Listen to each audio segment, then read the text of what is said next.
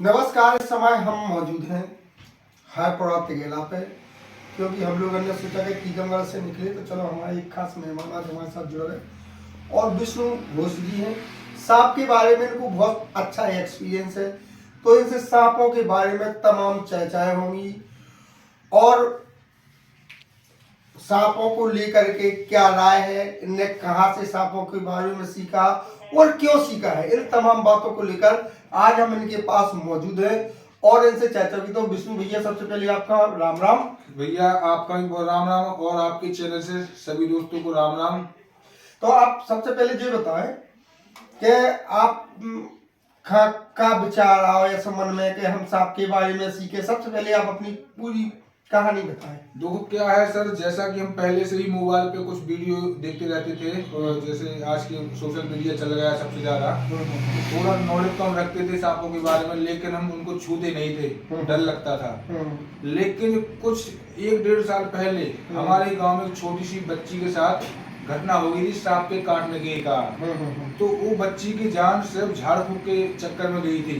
मैंने लोगों को कई बार समझाया, लेकिन वो लोग नहीं मानते मेरी बात, क्योंकि उनको पता है ये क्या जानता है। मैं उसी गांव का हूँ तो नहीं माने वो लोग।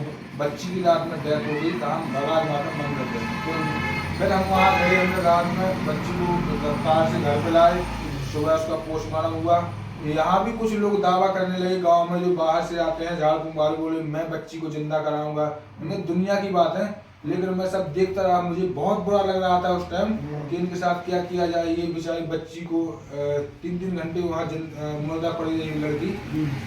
फिर वो बच्ची का अंतिम संस्कार होने के बाद मैंने अपने मन में विचार बनाया कि जहाँ सांपों के बारे में ट्रेनिंग होती है तो हमारे भारत के मुख्य विशेषज्ञ हैं बापी द स्नेक एक्सपर्ट, जो अपने भारत में डॉक्टर हैं और डॉक्टर के साथ साथ वो पूरी अपन लोग किताब से पढ़ते हैं, वो मौखिक जानकारी रखते हैं। मेरा मानना है, क्योंकि मैंने वहाँ देखा है सर के पास।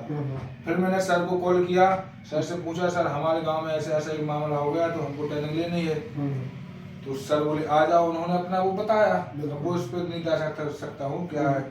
वहाँ पे हम लोग 2 लड़के गए, क्योंकि हम अकेले कभी बाहर गए नहीं तो हमको उतना नॉलेज नहीं है। मैं एक लड़की को साथ में ले गया जो हमारे मोहल्ले का भाई है। वहाँ पे लगातार हम लोग 1 माह रुके, इसी दिसंबर में हम वहीं थे। फिर 1 माह बाद वहाँ से आकर हम ये सांपों का रेस्क्यू लगातार अभी तक कर रहे हैं और जब तक आप लोगों की दुआएं रहेंगी तब तक हम करते रहेंगे।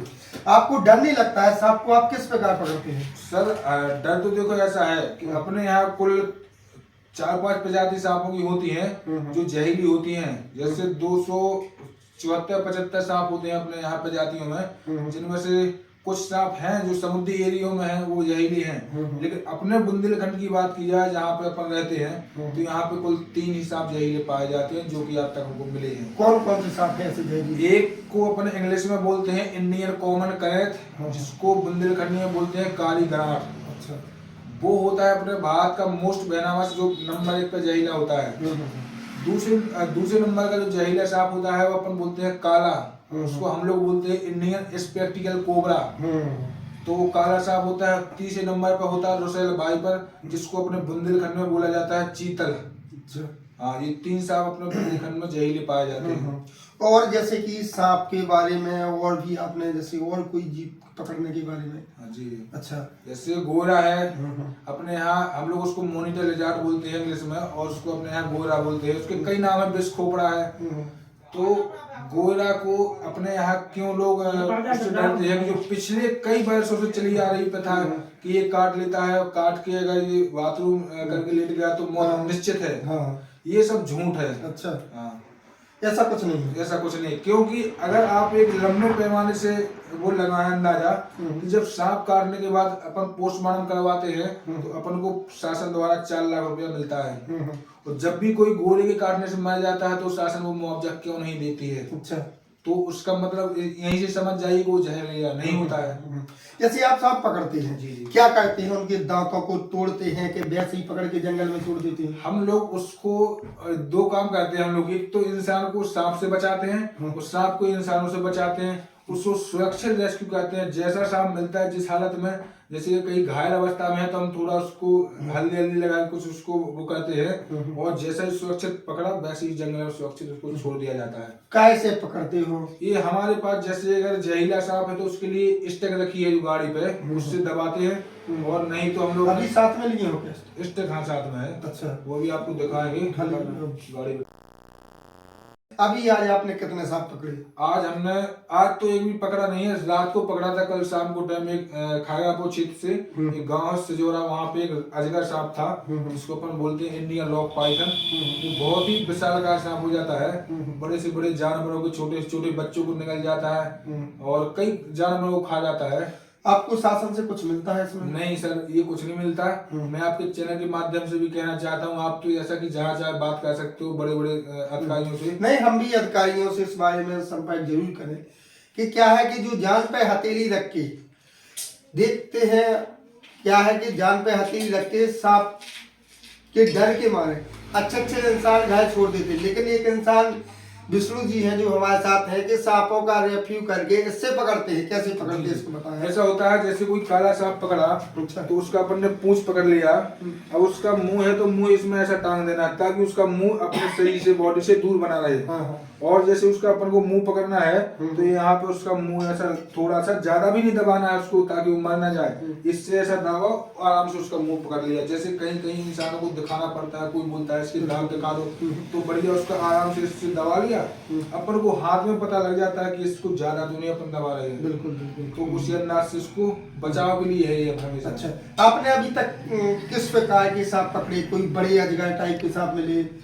हमने अभी तक अजगर की बात की है तो हमने 4 सांप पकड़े हैं, जिनमें से एक सांप तो आज ही छूटा है।